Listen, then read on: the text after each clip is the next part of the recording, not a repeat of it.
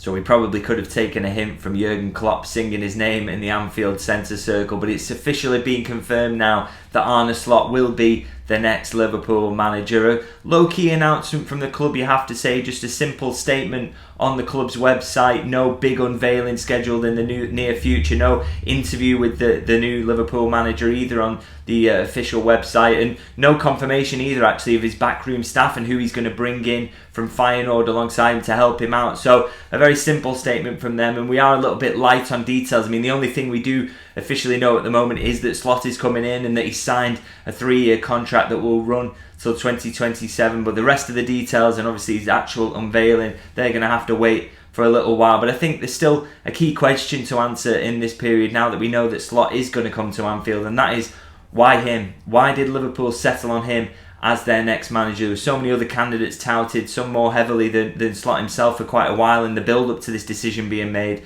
So why is he the man that Liverpool have gone for? And done some digging around and got some insights into why Liverpool have settled on Slot and what the alternatives were and why they maybe didn't go down those routes. And I think some interesting stuff in here really in terms of what has stood out about him and what made him the leading candidate. And I'll start with the fact that it's interesting, I think, that senior figures at Anfield will admit that Jurgen Klopp announcing his departure, and obviously he told the club a long time before it officially came out into the public domain, but when they found out that Klopp was going to leave, they described it as a challenging managerial market that they were going into. It's not, there's no slam dunk out there, was the like Klopp when they were able to get him after sacking Brendan Rodgers. He was such an obvious candidate for all them that and someone you could almost hang your hat on that there would be success coming in because he'd been so successful elsewhere. It's not kind of like that at the moment. There's no Jurgen Klopp out there at the moment, and you can see that in terms of not just Liverpool sort of doing their due diligence and finding it difficult, but also other clubs and the struggles they're having. I mean, you look at Bayern Munich at the moment, flailing around trying to find somebody to be their next manager and really struggling, even going as far as to ask Thomas Tuchel to stay, and then U-turning on that. Obviously he won't be staying there. And then you look at Barcelona, Xavi's made a U-turn in the end that he is going to stay there after initially announcing that he would leave at the end of the season. And again, that's got to be because there's not great candidates out there for Barcelona to go for. And I think Manchester United are another good example as well. The fact that they are still considering sticking with Erik ten Hag, to me, suggests that there's a real paucity of options out there and that they're really struggling to find someone who's an obvious alternative. And so that is the market that Liverpool themselves, they'll privately acknowledge, or sources will, that they've gone into a difficult managerial market. But all that said, despite the fact that they felt that it wasn't as obvious as when they went for Jurgen Klopp, they're still convinced that they've picked a good one here in Arne Slot, and there's a few reasons for that. Now, obviously, I think his surface level, you look at how he's done so far in his career, and there was a few things that really stand out now. When he was at Alkmaar, he had the highest points per game ratio of any manager in their history. That record still stands. He hasn't been anywhere near as good since he left as they were when he was there. And they were in the middle of a title charge during a season that got prematurely ended by COVID. They were level on points with Ajax after I think about 25 games in that season, and could have easily gone on to win the title in that season had it not been that the season got cancelled for COVID. They didn't do anything like the Premier League in terms of resuming in the summer. They just actually cancelled the season completely and didn't crown a champion. And a real shame really, because AZ Alkmaar at that point could easily have gone on to win that title, and that would have been an unbelievable overachievement for Arne Slot if he'd have managed to do that. But unfortunately COVID got in the way. But obviously doing that well there, that made other clubs around Alkmaar sit up and take notice, and Feyenoord pretty soon after that brought him in as to be their new manager. And ever since then he's brought a lot of success to the club. Obviously won a Dutch title, which I think is their only the second title that Feyenoord had won in the last 25 years. So, not a club that habitually wins league titles. So it shows you what a great job he did there, and also added a Dutch Cup, and also got Feyenoord, did well in Europe as well, got them to the final of the Europa Conference League where they were beaten by Roma. And again, not a club that has challenged for European honours particularly frequently. Their first European final since 2002. So again, there's real evidence there on the surface level stuff that this is a manager who's able to make his teams overachieve, and again, that is something that I'm told massively appealed to Liverpool. They think that is that's something that's quite big for them to do. They want managers who've shown that they can make that overachievement, because if you can bring that to Liverpool, which is a club that's really well placed in terms of European football, then you add a level of overachievement there, and Liverpool should be able to sweep all comers aside. So that was something they were massively looking for. But of course, Liverpool don't just look at the surface level stuff. They don't just look at the fact that he's brought silverware to Feyenoord, that he's been named the best coach in the Netherlands for each of the last 2 seasons. They look at deeper things than that. And we know that when they were looking for Klopp, again, it wasn't just that he'd won the Bundesliga titles. They looked at the advanced analytics behind it, the real dig into the data to find out what made him good. And there's that famous story goes around, isn't there, that when Jurgen arrived at Liverpool, they showed him that his last season at Dortmund, it was almost a fluke that they were so poor in that season, that basically so much finishing went against them. They were basically the unluckiest team in world football that season, and that's why they couldn't keep up the usual levels and were in and around the relegation zone in the early part of the season before recovering to finish around 7th. So Liverpool do their homework. They look at the deep data, and again, that is something that's absolutely been the case in this search here.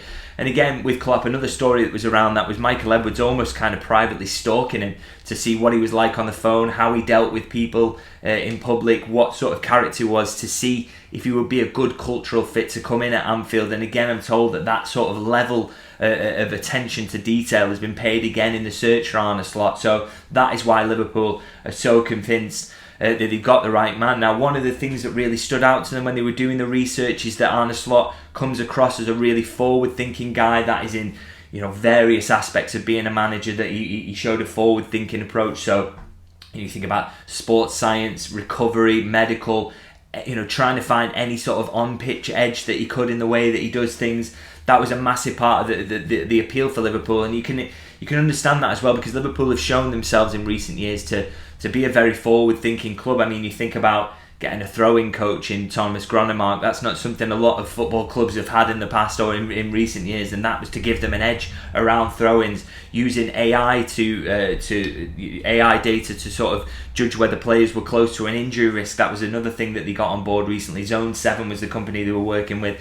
And they also used, if you remember, neuroscientists and brain training around set pieces, so penalties as well. That was a story that was around when they won the FA Cup on penalties. That a big part of that, and the League Cup on penalties as well, actually, that they'd use brain training to improve the chances of winning penalty shootouts and allow players to be more relaxed around penalties and to make the most of their technique in those situations, rather than believing in the stress of the situation. So Liverpool have shown themselves to be a very forward-thinking club, and so to get a manager who will buy into all those things, someone who wouldn't say, "Oh, what do I need a throwing coach for?" or "Why do we need a set-piece coach?" Any of those things. They need a forward-thinking manager, and all the background work they did on Arne Slot showed that he is that kind of guy. And interestingly, on a set-piece coach, actually, I wrote a story this week that is something that Liverpool are looking to add to the staff this summer. So again, that shows you that they're trying to find those little edges, and also that Arne Slot is very much a manager who will buy into that. He's willing to have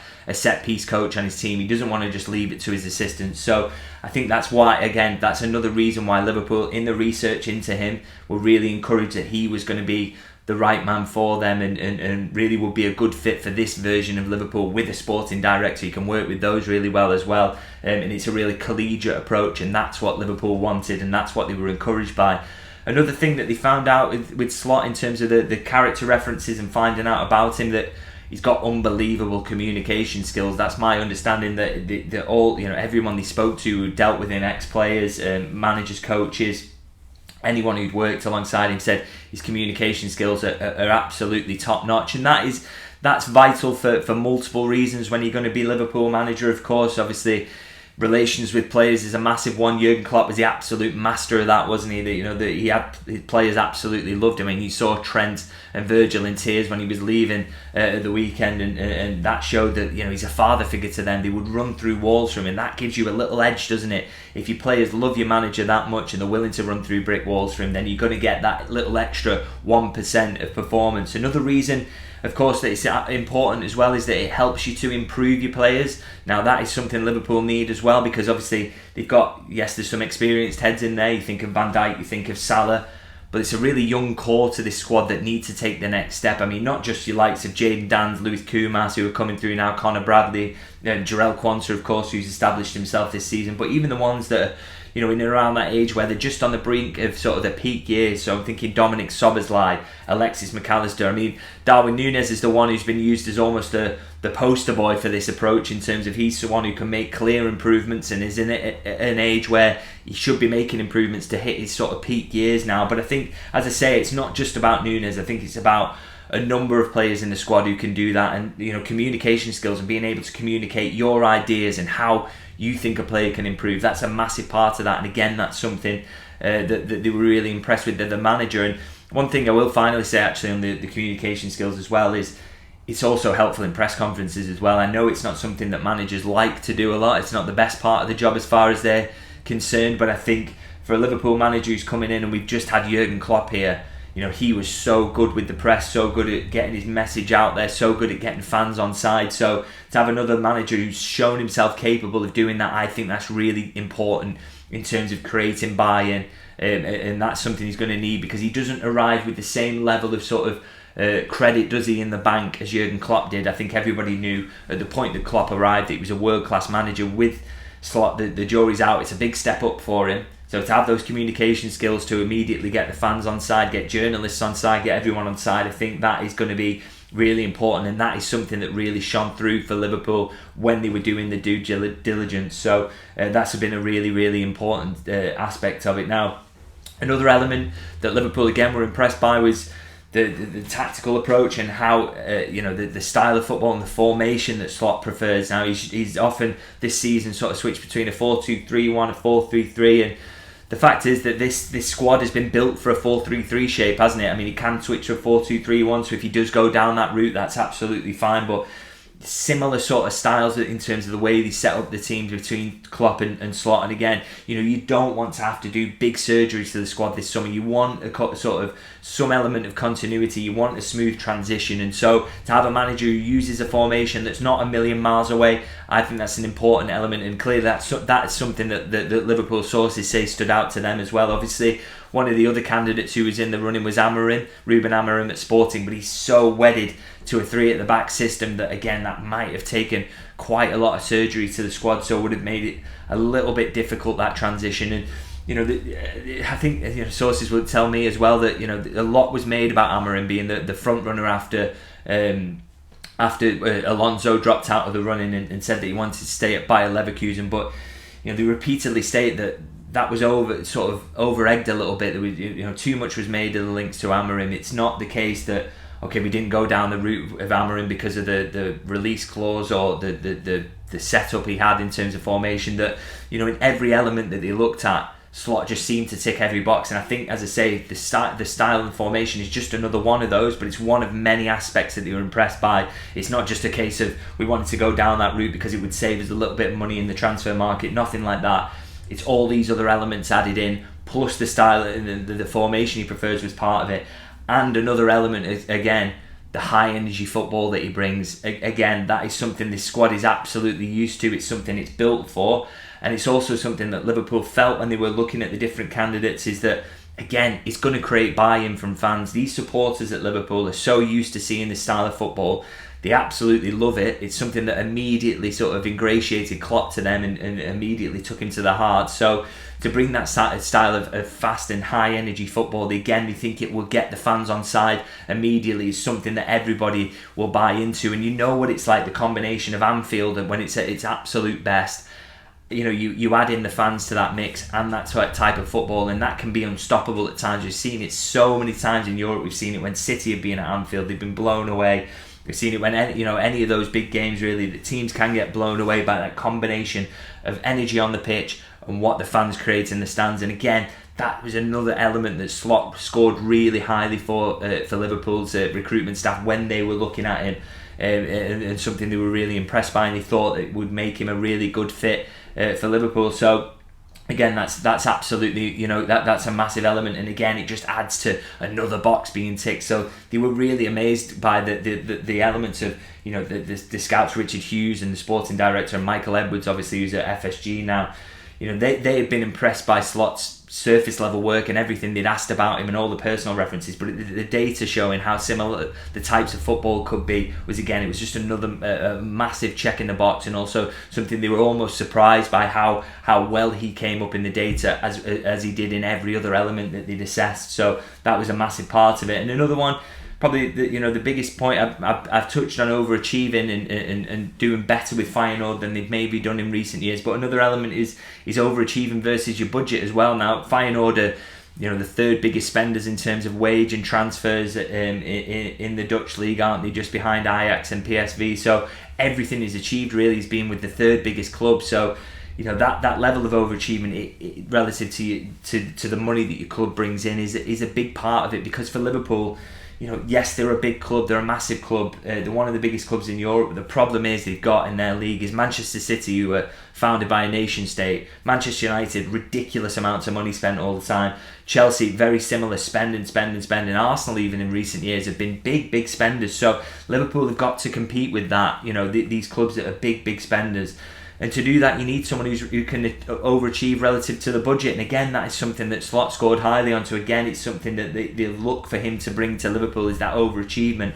And I will also say, people don't really take to that because it makes out that Liverpool are skinflints, but that is just the reality, is that some of these clubs spend stupid amounts of money. I mean, Chelsea may have spent themselves into a little bit of a corner, and may not look particularly wise to have done it, but I think that is the reality that Liverpool are up against. And it's also something that it was a big part of Klopp's appeal. Don't forget that when he was doing what he was doing at Dortmund, he had to overcome that Bayern Munich side who would always massively outspend Dortmund. To win 2 titles against that is a ridiculous overachievement. And also to get to a Champions League final, again, Dortmund nowhere near the biggest spenders in Europe. So that was, it was another box ticked. His Slot was doing similar things to Klopp at Dortmund, and that again, almost what you were looking for in this managerial market is, okay, well, we've just had Klopp. He was one of the greatest managers in Liverpool history. Where can we find the next one? And I think, the fact that there were so many similarities between the two was a real theme of this, this recruitment that Liverpool, this recruitment process that Liverpool have been through, and that's really shines through when you speak to people behind the scenes, that the similarities there was a massive thing for them, because ultimately that, as I say, Liverpool were looking for the next Klopp, but more than that, I think it makes things easier if they've got some level of continuity from the last manager. If he's playing a similar style of football that fans are going to buy into, if he's got a squad that's already built for his style of football and he can improve players, he can, it just create immediate buy-in with supporters in the press conferences as well. It all absolutely helps, because, as I say, I don't think he's got the same level of credit in the bank. So he comes in and he's got to impress fans from the off. And the more similarities there are, and the easier that transition is from one manager to the next, then the easier, hopefully, or this is what Liverpool staff think, is that hopefully that will make for a better start, that will create immediate buy-in from fans, immediate buy-in from journalists, and Slot will sort of ease himself into the role and hopefully make a good start to life at Liverpool. Now, Liverpool and all the people behind the scenes at Anfield, the senior figures there, are utterly convinced that they've got the right man in Arne Slot. As I say, obviously the proof will be in the pudding. We'll have to see how things go for him, and it's a long way till the start of the season, but not too long until we start to hear from Arne Slot. When pre-season begins, we get to hear his interviews, he gets his unveiling, and of course also there'll be the pre-season friendly, so we'll get some insight into that. So it's going to be absolutely fascinating to see how he gets on. But as I say, Liverpool are totally convinced they've got the right man. Let me know in the comments if you agree with Liverpool. Do you think this is the right man to lead Liverpool forward in the post-Jurgen Klopp era? Always interested to hear from you. If you've enjoyed this video and this insight, please do like and subscribe. There's so much more to come in the coming weeks. I've got transfer updates to come. I'm going to go do something around the potential outgoings at Liverpool and the things I've heard from agents and sources around me. And so keep an eye out for that. And as I say, the best way to follow that is to subscribe to the channel. So do get on board if you can. And thank you very much for watching. I'll see you guys very soon.